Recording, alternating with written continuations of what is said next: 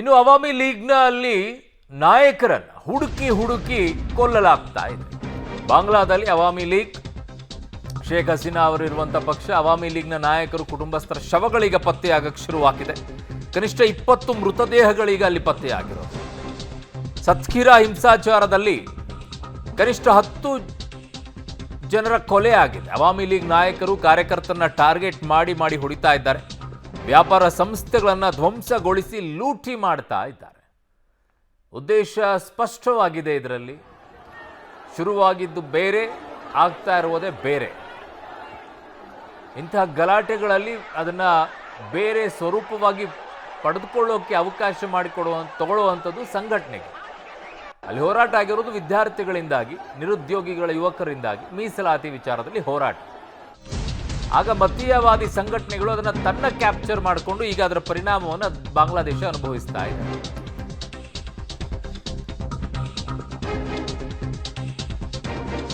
ಆಯ್ಕೆ ಮಾಡಿದೆ ಈಗ ಹಸೀನಾ ರಾಜೀನಾಮೆಯಿಂದ ಜನರಲ್ ವಾಕರ್ ಉಜ್ ಜಮಾನ್ ಷಡ್ಯಂತ್ರವನ್ನ ಮಾಡಿರೋದು. ಜನರಲ್ ವಾಕರ್ ಉಜ್ ಜಮಾನ್ ಬಾಂಗ್ಲಾ ಸೇನಾ ಮುಖ್ಯಸ್ಥರನ್ನಾಗಿ ಈಗ ಜಮಾನ್ನ ಆಯ್ಕೆ ಮಾಡಲಾಗಿದೆ. ನೇಮಕ ಬೆನ್ನಲ್ಲೇ ಎಚ್ಚರಿಕೆಯನ್ನು ಭಾರತ ಸರ್ಕಾರ ನೀಡಿದೆ. ಸಂಭವನೀಯ ಅಪಾಯಗಳ ಬಗ್ಗೆ ಹಸೀನಾಗೆ ಎಚ್ಚರಿಸಿತ್ತು ಭಾರತ. ಆದಾಗ್ಯೂ ಕೂಡ ವಾಕರ್ ಉಜ್ ಜಮಾನ್ನ ಮುಂದುವರಿಸಿದ್ದು ಹಸೀನಾ ಅವರು. ಅದರ ಪರಿಣಾಮವಾಗಿ ಇವತ್ತು ಈ ರೀತಿಯಾಗಿ ಪರಿಸ್ಥಿತಿಗಳಿದೆ. ಪ್ರತಿಭಟನೆ ತೀವ್ರವಾದ ಬೆನ್ನಲ್ಲೇ ಹೋರಾಟ ನಿಯಂತ್ರಣದ ಬದಲು ಹಸೀನಾ ರಾಜೀನಾಮೆಗೆ ವಾಕರ್ ಉಜ್ ಜಮಾನ್ ಒತ್ತಡವನ್ನು ಹೇರಿತ್ತು. ಪ್ರತಿಭಟನೆಗಳು ತೀವ್ರಗೊಳ್ಳುವ ಕೆಲವೇ ವಾರಗಳ ಮೊದಲು ದೂರದರ್ಶನದಲ್ಲಿ ಭಾಷಣವನ್ನು ಮಾಡಿದ ವಾಕರ್ ಉಜ್ ಜಮಾನ್ ದೇಶದ ಆಡಳಿತ ಜವಾಬ್ದಾರಿಯನ್ನು ವಹಿಸಿಕೊಳ್ಳುವುದಾಗಿ ಮತ್ತು ಮಧ್ಯಂತರ ಸರ್ಕಾರದ ರಚನೆ ಮೇಲ್ವಿಚಾರಣೆ ನಡೆಸುವುದಾಗಿ ಘೋಷಣೆಯನ್ನ ಮಾಡಿಬಿಟ್ರು. ಹೀಗಾಗಿ ಸರ್ಕಾರದ ಪತನದ ಹಿಂದೆ ಸೇನಾ ಮುಖ್ಯಸ್ಥರ ಷಡ್ಯಂತ್ರದ ಅನುಮಾನ ಅಲ್ಲಿ ಕಾಡ್ತಾ ಇದೆ. ನನ್ನ ಸಹೋದ್ಯೋಗಿ ಶಬೀರ್ ನನ್ನ ಸಂಪರ್ಕದಲ್ಲಿದ್ದಾರೆ. ಶಬೀರ್, ಸೇಮ್ ಸಿಚುವೇಶನ್ ಯಾವಾಗಿದ್ರೂ ಕೂಡ ಪಾಕಿಸ್ತಾನದಲ್ಲಿ ನಾವು ನೋಡುತ್ತೀವಿ. ಈ ರೀತಿಯಾಗಿ ಅಲ್ಲೇನಾದರೂ ಹೆಚ್ಚು ಕಡಿಮೆ ಆದರೆ ಸೇನಾ ಮುಖ್ಯಸ್ಥರು ಬರ್ತಾರೆ, ಅವರೇ ಅದನ್ನು ಆಡಳಿತವನ್ನು ನಡೆಸ್ತಾರೆ. ಕೇವಲ ಗೊಂಬೆಯ ರೀತಿಯಲ್ಲಿ ಮಾತ್ರ ಅಲ್ಲಿರುವಂಥ ಪ್ರಧಾನಿಗಳು ಇರುವಂಥದ್ದು ಈಗಲೂ ಕೂಡ ಕಾಣಿಸಿಕೊಳ್ಳುತ್ತೆ. ಬಾಂಗ್ಲಾದೇಶದಲ್ಲೂ ಅದೇ ರೀತಿಯಾದಂಥ ಪರಿಸ್ಥಿತಿ ಈಗ ಕಾಣಿಸಿಕೊಳ್ಳೋಕೆ ಶುರುವಾಗಿದೆಯಾ, ಅಥವಾ ಹಿಂದೆಯೂ ಹಾಗೆ ಇತ್ತಾ, ಈಗಷ್ಟೇ ಶುರುವಾಗಿದೆಯಾ ಇದು? ಅರುಣ್ ನೋಡಿ, ಮೀಸಲಾತಿಯ ಹೋರಾಟ, ಶೇಖ್ ಹಸೀನಾ ರಾಜೀನಾಮೆ, ಈಗ ಮಧ್ಯಂತರ ಸರ್ಕಾರ, ಈ ಎಲ್ಲ ವಿಚಾರಗಳ ಹಿಂದೆ ಒಂದು ಷಡ್ಯಂತ್ರ ಇದೆಯಾ ಅನ್ನುವಂಥದ್ರ ಬಗ್ಗೆ ಅನುಮಾನಗಳು ದಟ್ಟ ಆಗ್ತಾ ಇದ್ದಾವೆ. ಒಂದಕ್ಕೊಂದು ಪೂರಕವಾದಂಥ ಸಂಗತಿಗಳು ಕೂಡ ಈಗ ಹೊರಗಡೆ ಬರ್ತಾ ಇರುವಂಥದ್ದನ್ನು ಕೂಡ ನಾವು ಗಮನಿಸ್ತಾ ಇದ್ದೀವಿ. ಮುಖ್ಯವಾಗಿ ನಾವು ನೋಡೋದಾದರೆ ಕಳೆದ ಜೂನ್ನಲ್ಲಿ ಸೇನಾ ಮುಖ್ಯಸ್ಥರ ಹೊಸ ನೇಮಕಾತಿ ಆಗುತ್ತೆ. ಆ ನೇಮಕಾತಿ ಆದ ಬಳಿಕ ಅವರು ಅಧಿಕಾರವನ್ನು ಸ್ವೀಕಾರ ಮಾಡ್ತಾರೆ.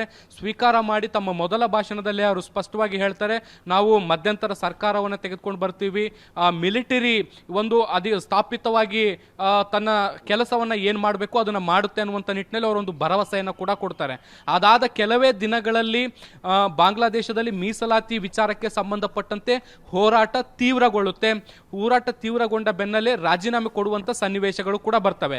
ಕೆಲವು ಆಪ್ತ ಅಥವಾ ಉನ್ನತ ಮೂಲಗಳು ಹೇಳುವಂಥದ್ದು ಏನು ಅಂದರೆ, ಈ ಹೋರಾಟವನ್ನು ನಿಯಂತ್ರಣ ಮಾಡುವ ಬದಲು ಹೋರಾಟ ಹೆಚ್ಚು ತೀವ್ರಗೊಳ್ಳುವಂತೆ ಸೇನೆ ಮಾಡಿತು ಅನ್ನುವಂತಹ ಒಂದಿಷ್ಟು ಆರೋಪಗಳು ಬರ್ತಾ ಇರುವಂಥದ್ದು.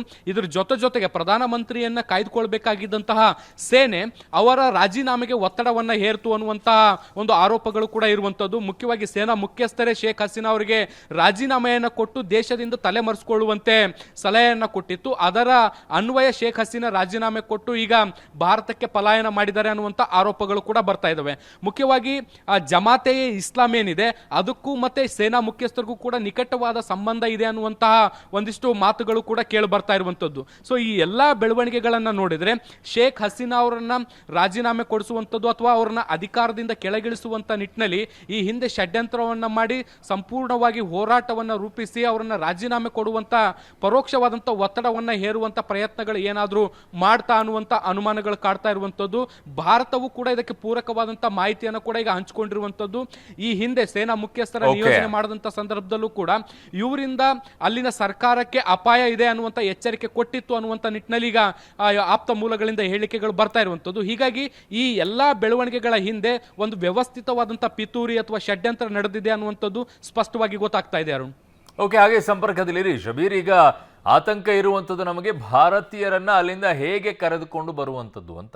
ವಿದ್ಯಾರ್ಥಿಗಳಿದ್ದಾರೆ ಅಲ್ಲಿ, ಸೊ ಅವ್ರನ್ನೆಲ್ಲ ಕರ್ಕೊಂಡು ಬರುವಂಥ ಜವಾಬ್ದಾರಿ ಈಗ ಸರ್ಕಾರಕ್ಕಿದೆ, ನಮ್ಮ ಕೇಂದ್ರ ಸರ್ಕಾರ.